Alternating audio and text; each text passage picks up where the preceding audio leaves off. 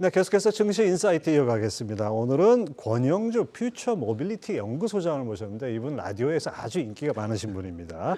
어서 오십시오. 네, 안녕하세요. 네. 네. 벌써 목소리가 이제 상당히 오디오에 특화된 그런 목소리인데 비디오도 좋습니다. 아, 비디오가 별로 안 좋아서 오디오만 하고 있어요. 권영주 소장님 하면 이제 뭐 차카차카. 예. 이거 아마 웬만큼 주말에 운전하시는 분들은 아마 다 기억을 하실 것 같은데. 한 4년 돼서 이제 자리를 좀 잡은 것 같습니다. 많이들 들으시더라고요. 그 자동차 하면은 이제 남자들이 관심이 많잖아요. 예. 요즘 여성분들은 어떻습니까? 젊은 여성분들일수록 자동차에 관심도가 상당히 직접 높아졌어요. 운전을 하시는 분들이 많아요. 네네네. 그리고 이제 기본적으로 사회 구조에서 여성들의 직업군이 늘어나면 늘어날수록 자동차에 관심도 같이 올라갑니다. 최근에 그 중소형차 SUV 같은 경우는 그렇죠. 예. 거의 그 구매층의 절반이 여성이에요. 20, 30대 여성분들. 예. 자, 오늘 이제 자동차와 2차 전지 얘기를 좀 나눠봐야 예. 되는데요. 자, 반도체 공급난 이게 뭐 언제적 얘기인데 아직도 이게 여전해가지고 신차 받기까지 한 30개월 걸린다는 얘기가 있어요. 정말 이렇게 어려운 건가요? 그러니까 사실 반도체 공급난이라고 보기는 조금 해석이 좀 애매한 것이 예. 반도체 자체는 과거에 부족한 거에서 많이 정상화는 됐습니다. 그러니까 과거에 100개를 쓰고 있었으면 이제 100개 수준까지는 왔어요. 그랬는데 반도체 수요가 더 늘어난 거죠.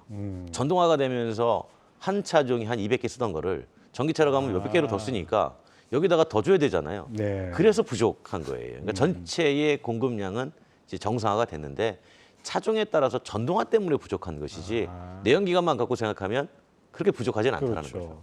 아, 근데 이제 뭐 신차 발표를 했는데 그 인도되는 시기가 모델이 바뀔 때쯤이다 해가지고 신차가 구차가 되는 거 아니냐 뭐 이런 얘기까지 나오는데요. 언제쯤 정상화되는 겁니까? 이제 젊은 학생들 사이에서 이런 소문이 있죠. 입대할 때 계약금 걸어놓으면 제대해가지고 받는다고. 네. 예. 그럴 정도로 뭐 어떤 차종은 30개월까지 있는데 이제 그게 이제 인기에 따라서 호불호가 많이 갈리고 있고요. 그러니까 자동차 회사 입장에서는 그러면 생산을 더 늘리면 되는 건 아닌가. 근데 여기서 이제 늘렸는데 잘 아시겠지만 금리가 올라갔잖아요. 그렇죠. 그러니까 지금 이미 계약한 분들도 해약을 하기 시작했어요. 그랬는데 생산시설 늘려가지고 2, 3년 뒤에 그 공급을 다 오히려 재고로 떠안아버리면 훨씬 더 리스크가 크니까 아예 생산 자체를 늘리지 않는 거죠. 하여튼 여러 가지가 겹쳤네요. 그럼요. 이게 반도체 이슈보다도 오히려 그런 금리라든지 네. 그런 경기라든지 이런 측면이 있네요. 자, 먼저 올해 이목을 끌었던 국산차 어떤 것들이 있습니까? 뭐 누가 뭐래도 단연 전기차였죠. 현대자동차 아이오닉 5, 뭐 아이오닉 6, 최근에 이제 그랜저가 연말에 나와서 인기를 좀 끌고 기아자동차 같은 경우는 뭐 EV6가 없어서 못 파는 차종으로 등극을 많이 했고 제가 이제 흥미로운 차를 하나 말씀을 드리면 사실 1톤 트럭 같은 경우에도 지금 수요가 엄청나게 밀려 있습니다. 1톤 트럭이 이게 경기를 반영한다고 흔히 얘기하는데. 그렇죠. 왜 그러냐면 잘 아시겠지만 우리가 비대면 시대를 거치면서 사람이 이동해야 되는데 예. 사람이 이동하지 않고 물건이 대신 이동해 줬잖아요. 그렇죠. 우리는 주문을 하기만 하고 그러다 보니까 그쪽의 수요가 워낙 많이 밀려 있어서 1톤 트럭도 사실 보이지 않지만 대단히 출고 경쟁이 치열한 차종 중에 하나입니다. 지금 꼽아주신 주된 차종이 전기차들이 그쵸. 많습니다. 네. 그 아무래도 요즘 완성차 업계 최대 이슈가 전기차일 것 같은데 그 우리나라 전기차 판매 상황은 어떻습니까? 전기차 판매 잘 되고 있습니다. 사실 이게 연간으로 보면 지금 올해 현대기아차가 약 한 18만 대 정도 전기차를 팔았는데 내년에 한 20만 대까지 늘리거든요. 근데 미국에서도 전기자동차 판매 인기 괜찮았어요. IRA가 발효된 시점에 따라서 약간 변동성은 있지만 이제 전체 연간 누적으로 보면 10월 달까지 전년 대비 상당히 100% 이상 늘려가는 그런 좋은 실적을 보이긴 했었죠. 네, IRA가 8월 달에 시행이 됐으니까 거기 8월 이후에는 조금 좀 영향이 있었겠네요. 자, 국내 수입 전기차 시장을 독점한 기업이 테슬라였습니다. 테슬라 독주를 막기 위해 전기차 시장에 판도가 재편되고 있다 이렇게 들었는데 네네. 어떤 얘기입니까? 그러니까 전기차 시장의 판도 변화라는 건 그런 거죠. 과거에는 우리가 전기차를 살라 그러면 자 어떤 차를 샀지 하고 모아보면 네. 막상 선택할 수 있는 모델이 테슬라밖에 없었어요. 그렇죠. 네, 그러다 보니까 테슬라가 가격을 올리면 울며 겨자 먹기로 샀는데 그 사이에 이제 국내든 해외든 수입 전기차도 많이 늘어나고 국내에서 경쟁력 있는 전기차가 나오면서 소비자들은 후보 차종군이 많아진 거죠. 그러면 가격 같은 걸 비교해 보겠죠. 그랬을 때 국산차가 경쟁력이 있네 그러면 이제 국산차로 수요가 달라질 네. 거고 그 사이에 또 테슬라 같은 경우는 가격을 3번에서 5번까지 올렸잖아요. 그 부분도 영향을 미치게 된 거죠. 자, 중국 내 성장세도 주춤했는데요. 일각에서는 중국 내 테슬라 독주가 끝났다고 전망이 나오기도 했습니다. 어떤 배경인가요? 그 배경도 비슷합니다. 중국도 전기차 종류가 앞으로 5년 뒤에 400종이 넘어요.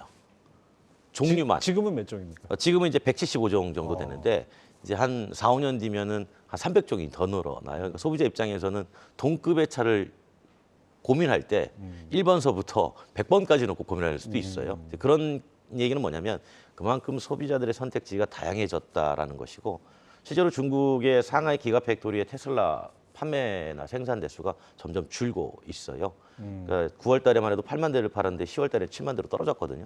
이 얘기는 그만큼 이제 중국 소비자들도 중국 토종 브랜드의 차를 선호하기 시작했다. 이렇게 해석이 되는 거죠. 근데 이제 뭐 중국 얘기 나온 김에 하나 더 여쭤보면 그 현대기아차는 이제 중국에서는 거의 내연기관차는 끝났다고 봐야 되는 거죠. 그렇죠. 실제로 뭐 중국에 있는 그 현대기아차 뭐 개인적으로 아는 분들하고 연락을 해봐도 내연기관차는 승산이 없다. 이미 중국 정부 자체가 신에너지차로 돌아섰고 믿는 거는 그쪽인데 우리가 내연기관 해봐야 그리고 실질적으로 시장에서도 내연기관 판매는 계속 줄고 있어서 줄어드는 시장에서 굳이 승부를 걸라고 할 필요는 없지 않느냐. 그러니 전동화 외에는 답이 없다라고 얘기를 하고 있죠. 자, 그때 앞서 이제 테슬라가 한동안 이제 독점적 지위를 누려가지고 네네. 재미를 봤는데, 그 이후에 국내 업체들 빠르게 따라갔습니다. 네네. 그런데 지금 기술력만 놓고 비교하면 어떻습니까? 테슬라하고 우리 업체들하고. 항상 그렇죠. 먼저 많이 해본 사람이 조금이라도 생산 기술이라도 조금이라도 유리한 측면을 갖고 있는지. 그러니까 테슬라가 기술적 측면에서 조금 앞서 있는 건 사실이에요. 그런데 이제 우리가 이런 걸 보는 거죠. 여기서 기술적 측면이라는 게 이용자 관점에서 얼마나 많은 이로움을 주는 것이냐. 단순히 제조사 관점에서의 생산 기술 관점보다는 예. 실제로 시장에서 내가 이 차를 썼을 때 나에게 얼마나 좋은 이로운 기술인가를 봐야 되는데 그런 측면으로 보면 크게 장점이 보이지 않는다라는 평가도 있어요. 예. 그러니까 자동차를 만들 때 원가를 절감하고 생산을 보다 효율적으로 하는 기술들은 분명히 인정은 하겠는데 그 제품이 시장에서 소비자에게 얼마나 많은 기능적으로 편안함을 줄 것인가에 대한 그 관점으로 보면 크게 차이는 없다라는 얘기들이 많이 나오고 있습니다. 항상 뭐 그동안 우리가 이제 쭉 돌이켜 보면 기술이 뛰어나다고 해서 시장을 지배하는 게 아니잖아요. 그쵸? 네. 얼마나 소비자들이 그걸 찾게 만드느냐, 소비자 후생이 높아지느냐 이게 중요한 것 같은데 그런 측면에서 뭐 테슬라 독주는 끝났다 이렇게 봐도 될 것 같네요. 끝났다라기보다는 이제 지배력이 약화됐다. 그게 가장 적절한 표현일 것 같습니다. 지배력이 약화됐다. 우리나라 국산차 디자인도 요즘 많이 좋아진 것 같습니다. 그럼요. 우리나라의 디자인 능력은 거의 글로벌에서 탑 수준까지 올라가 있죠. 지금 현재는. 자, 앞서 IRA 인플레 감축법을 살짝 언급을 해주셨는데 네. 얘기를 안 할 수가 없습니다. 최근에 프랑스의 마크롱 대통령이 그 IRA 문제를 갖고 연일 바이든 그렇죠. 정부의 바이든 대통령한테 뭐 아주 상당히 네. 아주 세게 압박을 했습니다. 바이든 대통령도 IRA에 약간 결함이 있다 뭐 이런 언급을 해서 뭔가 고칠 듯이 얘기를 했는데 네, 네. 어떻게 나온 발언인지 설명 좀 해주시죠. 아니 이게 저 IRA가 뭐 한마디로 메이드 인 USA만 네. 보조금 준다는 거잖아요. 근데 이제 지금까지 미국이 전 세계에서 동맹 얘기하면서 네. 미국 물건도 해외에다 많이 팔았는데 그렇죠. 이제 와서 미국만 전기차 하겠다고라고 얘기를 하니 유럽연합이 상당히 화가 나 있는 거죠. 왜냐하면 유럽연합도 지금 전기차로 엄청나게 산업전환을 시도하는 중입니다. 예. 그러니까 이럴 때 오히려 서로 협력을 해서 해야지 왜 미국만 하려고 하느냐라는 거를 마크롱 대통령이 강력하게 따졌고 유럽연합도 마찬가지고 독일도 마찬가지고 이태리도 마찬가지고 계속 따져왔어요. 네. 우리만 따진 게 아니라. 그러다 보니까 이제 아무래도 바이든 대통령이 유럽연합은 좀 상대가 크니까 그 잘 보면 뭔가 행정명령상으로 뭔가 바꿀 여지도 있어. 그렇게 이제 한 발 뒤로 물러났으니까 법이 바뀌는 게 아니라 이제 행정명령 시행령에서 네, 우리식으로 하면 시행령 그렇죠. 시행규칙 바꿔서 여기서 이제 뭔가를 할 수 있는 건데 그 중에 하나가 이 보조금의 적용 범위예요. 그러니까 우리는 지금 우리나라에서 만든 차에 보조금을 달라고 하는 거잖아요. 네. 첫 번째 우리가 요청했던 거는 유예해달라 했어요. 그냥 적용 자체를 유예해달라. 근데 그건 법에서 해야 되니까 안 된다. 그러면 어떤 것이 보조금을 받는 차인지를 좀 확대해달라. 그 대표적인 게 바로 여객 운송용이었어요. 여기에 운송용. 그러니까 렌터카, 택시, 우버용 이런 승용차들은 사실 영업용 차지만 일반 자가용하고 똑같잖아요. 네. 그런 부분은 한국산도 보조금을 달라라는 게 우리의 제안입니다. 지금 현재 그렇게 달라고 요구하고 있는 중이에요. 예, 일단 지난 8월에 IRA가 시행되면서 우리나라 하여튼 국산차 뭐 EU도 마찬가지지만 전기차 보조금이 그러니까 연방 정부에서 주는 게 사라진 거죠. 주 정부에서 주는 건 남아 있다 그러던데. 그렇죠. 네. 그러니까 $1,000 중에 한 $750가 뭐 사라진다 뭐 이렇게 됐는데 이 $750면은 뭐 우리 돈으로 거의 얼마입니까? 7,500달러. 7,500달러니까 거의 한 1,000만 원 돈 1,000만 원 돈 되는 거죠. 이렇게 되면은 우리나라 전기차 판매 아무래도 상당히 타격이 있겠죠. 이미 타격을 받을 걸로 예상을 해서 사실 공급량을 줄였죠.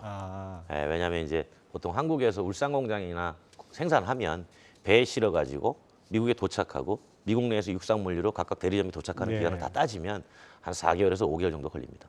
그러니까 이거 감안해서 앞으로 주문이 줄어들겠구나라고 해서 지금 생산을 조금씩 줄였고 이제 걱정되는 건 이제 내년이죠. 실제로 내년 되면은 거의 한국에서 만든 차가 미국에서 안 팔릴 가능성이 높은데 그 사이에 제가 조금 전에 말씀드린 것처럼 렌터카는 열어다오, 네. 우버도 열어다오 그 요청을 하고 있는 거죠. 근데 그것만 열려도 어느 정도 우리가 숨통을 좀 들 수 있어요.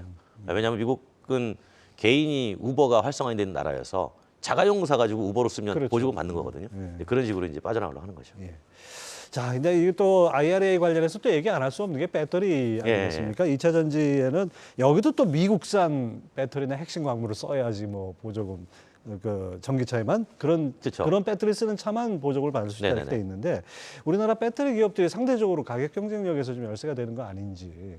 그래서 이제 현지 공장을 지을 수밖에 없잖아요. 이게 여기서 이제 중요한 게 이런 거죠.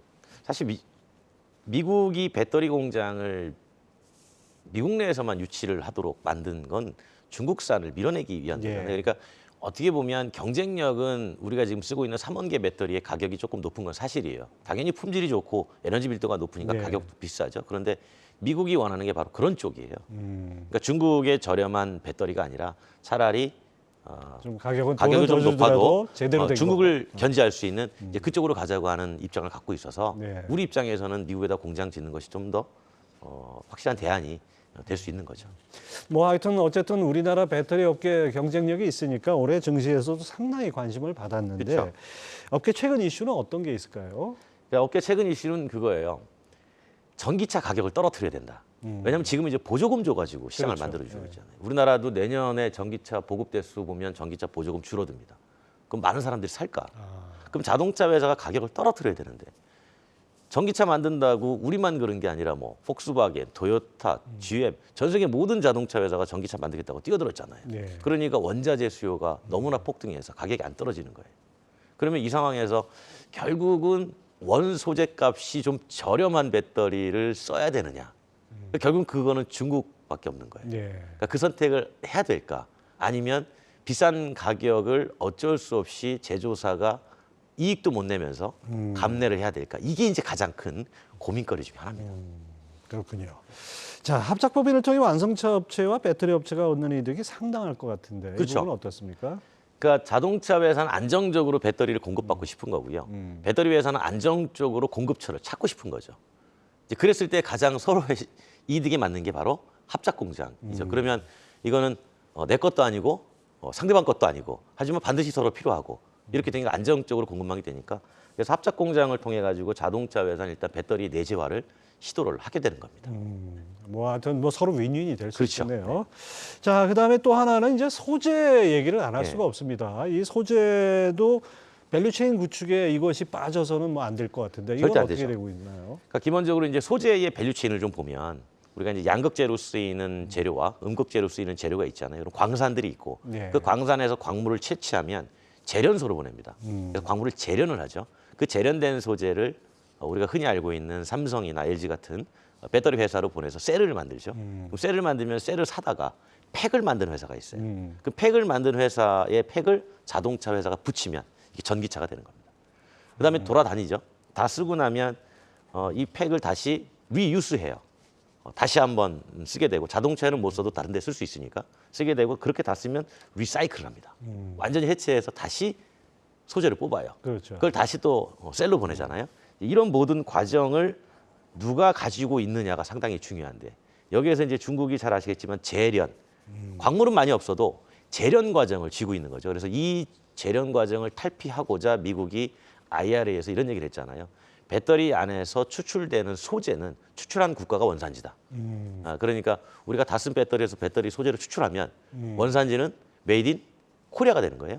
그래서 이제 우리가 재처리 사업 쪽에 관심을 갖고 지금 그쪽에 이제 많은 기업들이 투자를 하게 된 거죠. 사실 근데 외국의 공급망 문제 불거지기 전까지도 그렇고 지금도 그렇고 중국의 CATL이 가장 점유율이 높지 않습니까? 어쨌든. 네, 그렇죠. 근데 CATL이 LF 인산철에서까지 포함하면 제일 높은데 인산철을 빼면 LG가 올라갑니다. 아, 오히려. 네, 그러니까 이제 저가 배터리에서는 CATL이 강한데 고가 배터리에서는 LG가 강하고 그럼 이제 CATL은 당연히 조금 더 에너지 밀도가 높은 그러면서도 저가 배터리로 시장을 공략하려고 하겠죠. 그 시장을 과연 우리나라 기업들이 대응을 할 수 있느냐. 여기에 이제 관심들이 모아져 있는 겁니다. 네. 자, 이제 또 뭐 한 해가 벌써 다 지나갑니다. 네네. 이제 새해를 맞게 되는데 내년 전기차 전망 어떻게 예상하고 계십니까? 내년에 글로벌에서 올해 이제 900만 대 정도 생산하는데 글로벌에서 1,200만 대 정도 합니다. 근데 내연기관차는 그만큼 줄겠죠. 줄어요. 네. 이 얘기는 결국은 이제 전기차로 완전히 돌아섰다라는 얘기고 우리나라만 해도 이제 현대기아가 내년에 20만 대 정도를 만든다고 했는데 이게 올해보다 4만 대 정도 증가를 한 겁니다. 그러면 아니 글로벌에서 이렇게 몇백만 대 증가하는데 겨우 4만 대를 늘린단 말이야? 라고 생각할 수 있잖아요. 네. 아, 참 보수적이구나. 근데 보수적으로 갈 수밖에 없는 것이 여전히 시장이 보조금 시장이에요. 그러니까 보조금이 떨어지면 소비자들이 안 사니까 비싸니까. 그렇죠. 네. 그럼 우리뿐만이 아니라 유럽도 마찬가지예요. 미국도 마찬가지. 그러니까 그대로 재고를 안고 있어야 되니까 어쩔 수 없이 찾는 거는 외형적으로 많아 보이나 그냥 딱 보조금만큼만 공급하고 어쩔 수 없이 시장에서는 많이 못 팔게 되는 거죠. 그래서 그 부분을 이제 탈피를 하는 노력들을 해야 돼요. 그러니까 보조금 없이도 가격을 충분히 시장에서 소비자들이 구매할 만한 가격을 얼마나 떨어뜨릴 수 있느냐. 네. 그게 이제 누가 먼저 하느냐가 최대의 경쟁 관건입니다. 이 전기차 춘추전국 시대가 네. 이제는 가격 경쟁으로 가격으로 나타나겠네요. 가격을 떨어지는 자가 전기차 시장을 지배한다고 제가 얘기한 게 아니고 포드 CEO가 얘기를 했습니다. 그래서 25,000달러에서 전기차도 승부가 난다. 자, 이 권영수 소장님 역시 달변이십니다. 그 자주 나오셨으면 좋겠습니다. 아, 네네네. 아예 고정 코너를 만들든지 아이고, 뭐. 해야겠습니다. 네네. 자, 퓨처 모빌리티 권영주 소장님과 함께했습니다. 감사합니다. 고맙습니다.